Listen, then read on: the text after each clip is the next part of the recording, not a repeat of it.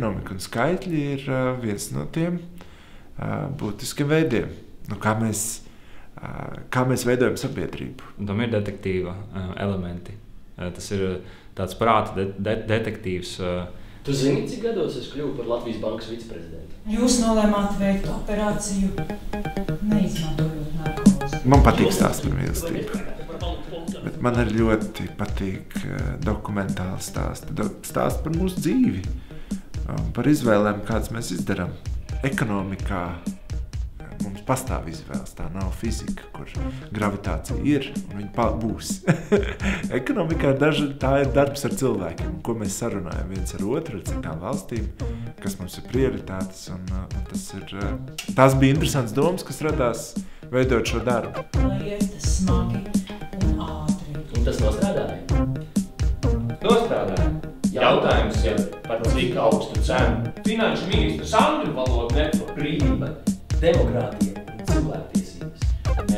Par 70% tas, kas ir darbā, tas ir patiešām teikts, izskanējis, noticis, bet tad tie 30 klāt ir pārspīlējums, ir hiperbola, tā ir daļa, man liekas, ir no teātra, dabas spilgtināt. Vai tev vajadzētu tērēt vairāk nekā tu novēli? Viņi ir tie, kas jums algas un pabalstus nogriez. Diemžēl veselais saprāts politikā sāk darboties tikai tad, kad visas pārējās iespējas ir izsmeltas. Kas? PVN pievienotās vērtības nodoklis. Man patīk stāstīt stāstus, kuriem ir nozīme. Un tādēļ mēs laikam pie tās ekonomikas esam atkal atgriezušies,